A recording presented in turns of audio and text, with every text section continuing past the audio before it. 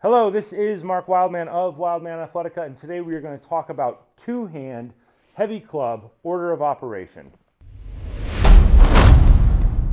In this video, we will talk about two-handed club. That means two hands on the club at each time. That is separate from single arm club, where you hold on to the club from one hand. That will have a whole nother video and a whole different strategy entirely. When we think about heavy club, think about this as an intermediate weight, intermediate complexity activity. Think about kettlebells being heavier weight with lower levels of complexity. Think about this being intermediate, and think about maces being high levels of complexity with a light weight. All of them therefore require different strategies. For the most part, we do time under tension for anything under 50 pounds with the two-handed club. Simple strategy. The way that we organize this is we have levels, usually levels 1 through 4 or 1 through 3, but I have up to 7 levels in my program because I am that type of nerd. And then we have 7 families of movements. So when you think about this, we have a squat, a side swing, a clean and press, a lunge, a mill, a swipe, and a get up. When I say that two-hand heavy clubs eventually becomes all legs, that's why, because a squat is legs, a side swing is legs, a clean and press is legs, a lunge is legs, a mill is legs if you're using a heavy enough weight, even if you're not using a heavy enough weight, a swipe is legs, and a get up is legs. So clubs ends up being all legs all the time with an intermediate weight. And when we do it for time under tension, it becomes a lot of development. Almost everything that I do is legs all the time. We don't really have leg days per se because we really don't have upper body days. We just kind of have body days, which is kind of a fun way to think about it. When we think about our order of operations, think about operating for levels 1, 2, 3, and 4 with each weight that you have available to you. The traditional way, or the way that it worked for many years, was R-Max International clubs, the best clubs that were made at that time. 15 pounds, 20 pounds, 25 pounds. Here's the shitty part, 25 to 35. Here's the super shitty part, 35 to 45 pound jump. And then for the ladies, it was actually a little bit better for two-handed, 10, 15, 20, 25. You'll notice we have 5-pound jumps there. 5-pound jumps are a little bit harder, but we take care of that in the design program because women's overall weight tends to be lower than men's total overall weight. So the 15 to 20 pound jump seems lighter to men because most men, I'm 230 pounds right now. So that jump is not all that big. For ladies, a 100-pound woman jumping from a 10 to a 15-pound club, that jump becomes much more substantial. Originally, what we would do was we would start with a weight and we would do each level of the program and we would perform each level 6 times or so. This is what we like to call the secret sauce of club training. We started with level 1, you did it a bunch of times, you got really good at it, it jumped up a level, you got really good at it, it jumped up a level, you got really good at it, you jumped up a level, it got really good at it. We added complexity, and then we repeated the whole thing over again with the 20. And we repeated the whole thing, then we repeated it with the 25, and then we repeated it with the 35, and we repeated it with the 45. That's how you get really good at things. You start simple, you build the complex, and then you repeat that strategy over and over and over again with an increasingly heavy weight. What that does is a repeated learning strategy. This is the super nerd version of training. I compare this, because I'm a horse nerd as well, my family's horse nerd people, to dressage level 1, level 2, level 3, and level 4.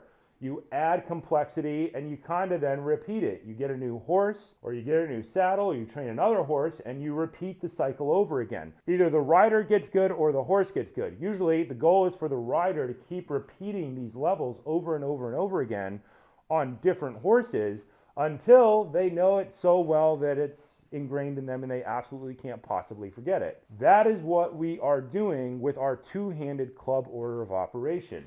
We always start light because everybody is missing some range of motion somewhere. I don't care who you are. Even professional athletes might be missing one of the rotations on one of these 7 movements. So if you just try to jump and start at the 45, you're probably going to mess yourself up.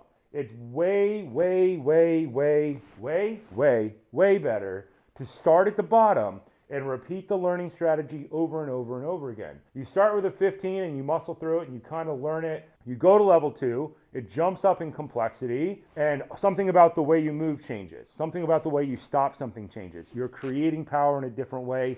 You're decelerating in a different way. When you go to level 3, you learn to rotate and decelerate, something like that, and it repeats. When you go to the 20-pound club, you will find that the starting and stopping points of movements are fractionally different. Very small differences. But the length of the lever and the weight all contributes to that. If you were to try to do this program with a mace, you could have a whole nother training effect because you would use a lightweight with a longer lever over and over and over again. That would have a slightly different training effect. If you're trying to get absolutely huge, then you would just stick with one type of club and you would rack it up to the 45-pound club.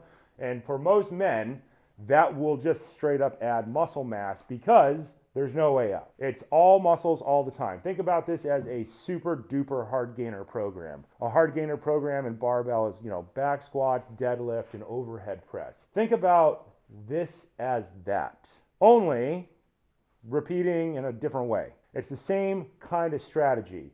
When doing these 7 movements, there's just no way out. You're gonna hit every muscle in your body, and then when you add the complexity, you're gonna find a bunch of stuff. In this, we don't have any walking patterns or anything because this is the basic program. Think about that, the basic program. Ladies, it's the same thing. The difference is you would end up doing each level more times than the men because these weight jumps seem heavier. So we want them to be even better and know the jumps even better before they do the jump. That is now different because 8X, my new favorite club, has made adjustable clubs, the thing that I've been asking every club manufacturer on the planet for at least 10 years. Instead of having 15, 20, 25, we could have 15, 17.5, 20, 22.5, 25. This is going to make this math program just light years better. And it's definitely going to make it better for the ladies because they don't have to start at 10. A lot of ladies might not be structurally big or have done a lot of this type of movement before. That's just a super duper generalization.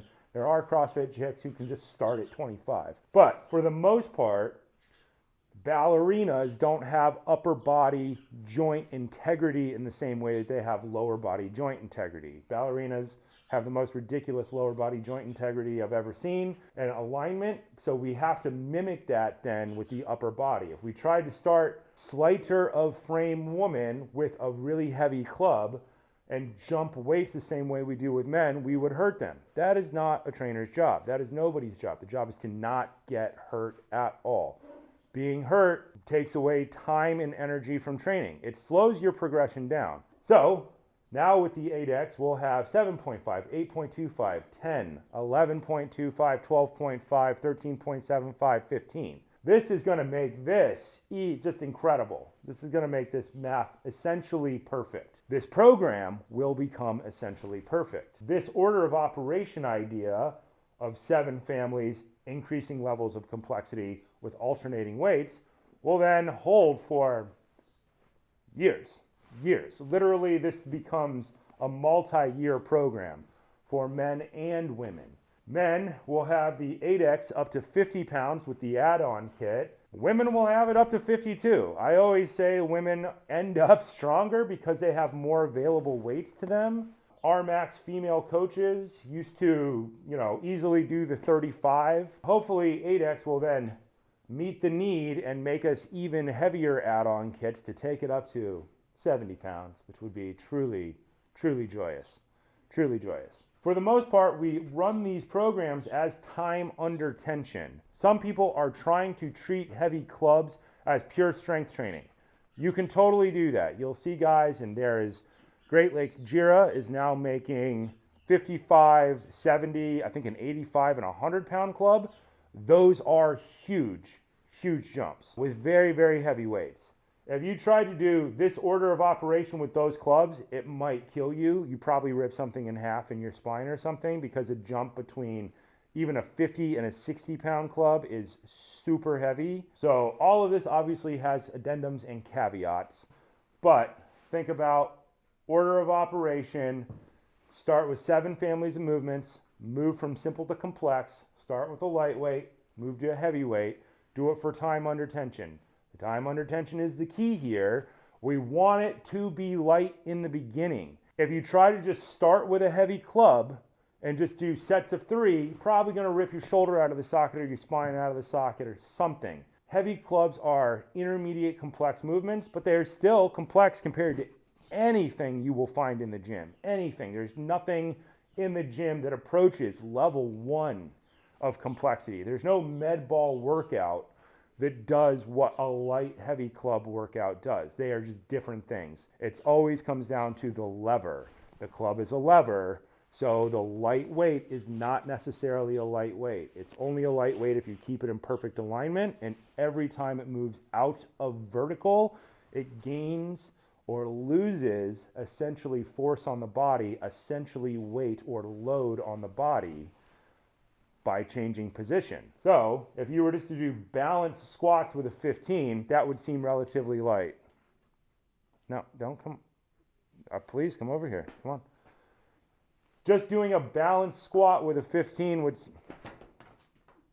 would seem relatively light.